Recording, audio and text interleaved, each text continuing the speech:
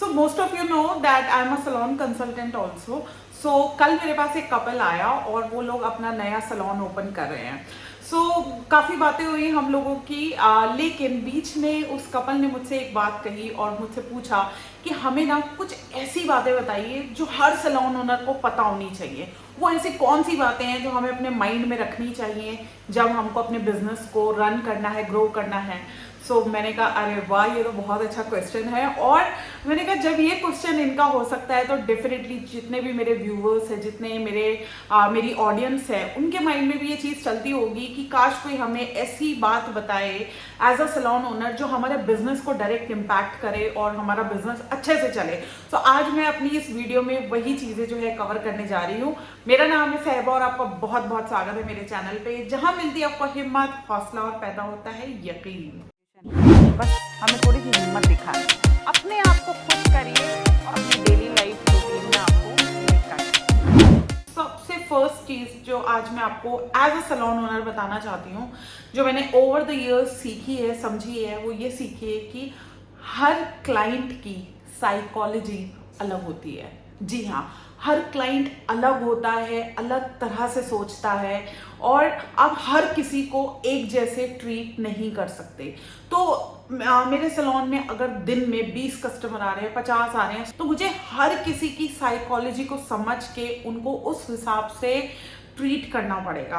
कोई कोई क्लाइंट्स बड़े फिनिकी से होते हैं, कोई बहुत ही ज़्यादा हंसी मजाक करने वाले होते हैं, बहुत फ्रैंक होते हैं। कोई क्लाइंट्स बहुत कंजूस होते हैं, कोई क्लाइंट्स बड़े दिल फेंक होते हैं कि बहुत बड़ी बड़ी टिप्स जो है स्टाफ को देके चले जाते हैं। कोई क्लाइंट्स बिल्कुल भी पैसों पे आर्ग्यू नहीं करते और कोई कोई क्लाइंट ऐसा होता है जैसे डिस्काउंट चाहिए ही चाहिए होता है। तो मैंने इतने सालों में ये चीज़ समझी है कि क्लाइंट्स जो है ना अलग अलग तरह के होते हैं।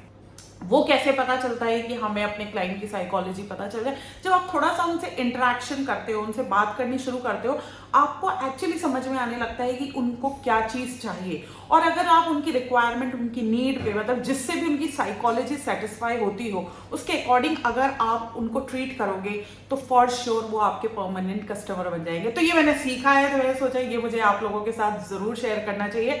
नंबर 2, जो सैलून ओनर है उसको एज अ लीडर अपने सैलून में काम करना चाहिए। उसको स्टाफ को भी समझना चाहिए और क्लाइंट को तो वो समझ ही रहा है, बट स्टाफ के साथ भी उसका एक इमोशनल बॉन्ड, एक इमोशनल कनेक्शन होना चाहिए, जिसकी वजह से स्टाफ जो है वो सेफ, सिक्योर और कंफर्टेबल महसूस करे अपनी वर्किंग प्लेस पे।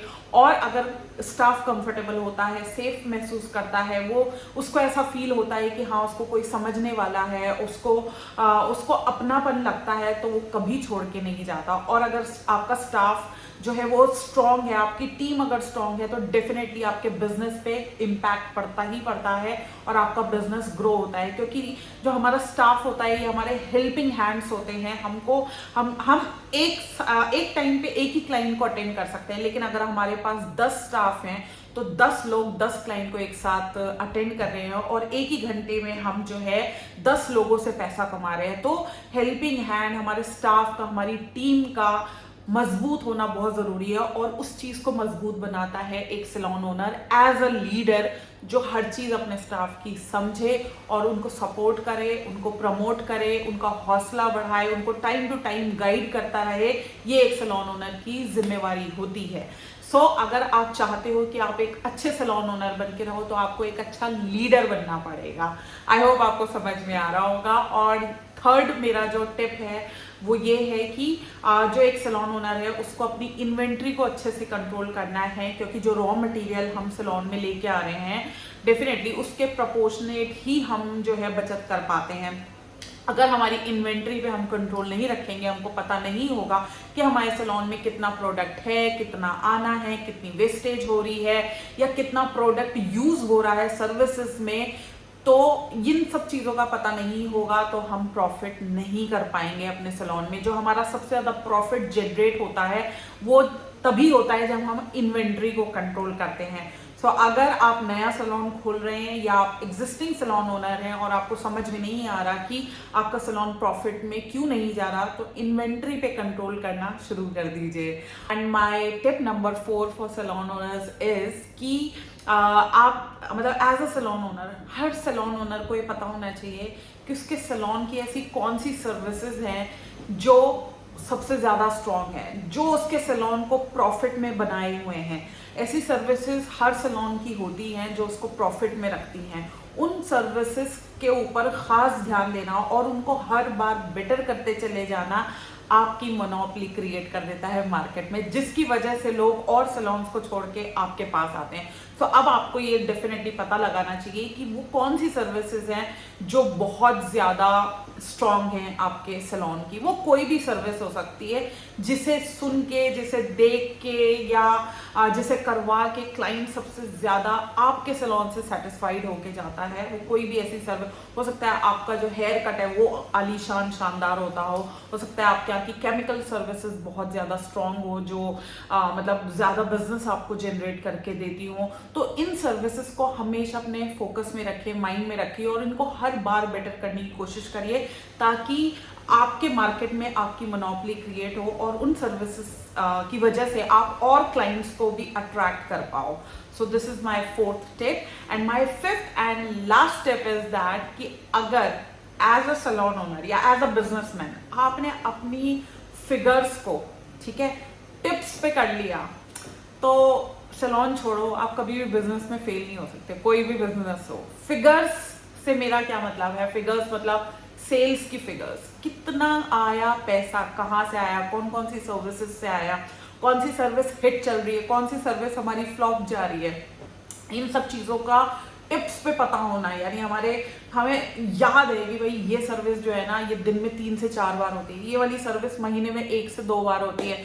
तो ऐसी फिगर्स का आपको अगर पता है तो आपसे अच्छा बिजनेसमैन कोई नहीं है। और भी फिगर्स होती हैं बिजनेस में, फॉर एग्जांपल हम कौन से ज़्यादा एक्सपेंसेस होते हैं, कौन से ऐसे एक्सपेंसेस हैं जो मंथली होने ही होने हैं, उन पे कमांड कंट्रोल रखना। ऐसे एक्सपेंसेस जो अचानक से आ जाते हैं उसमें कितना पैसा जा रहा है, यानी ओवरऑल हमारा जो कैश फ्लो है, ठीक है, वो एक्चुअली आ कहाँ से रहा है, जा कहाँ रहा है और उसको किस तरह से बढ़ा सकते हैं।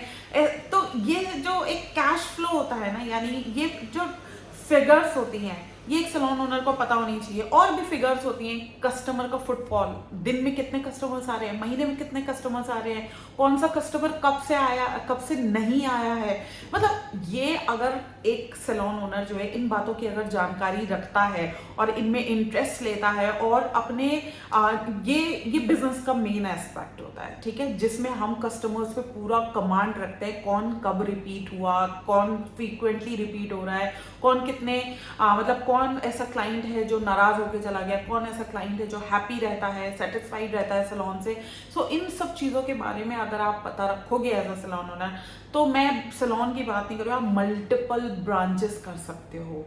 ये अगर फिगर्स आपके टिप्स पे हैं, क्योंकि इसी अगर आपका एक मॉडल बहुत अच्छे से वर्क कर रहा है, एक सैलून आपका बहुत अच्छे से वर्क कर रहा है, तो उसका रेप्लिकेट आप एक और खोल सकते हो, फिर उसका रेप्लिकेट और सो ऐसे आप मल्टीपल ब्रांचेस खोल सकते हो। आई होप मैंने काफी डिटेल में बता दिया है कि एक सैलून ओनर को एक्चुअली क्या पता होना चाहिए अपने बिजनेस को रन करने के लिए। सो वीडियो अच्छा लगा हो तो जल्दी से करिए लाइक, शेयर एंड सब्सक्राइब और दबाइए नोटिफिकेशन बेल ताकि इसी तरह के वीडियोस आपको सबसे पहले नोटिफाई हो।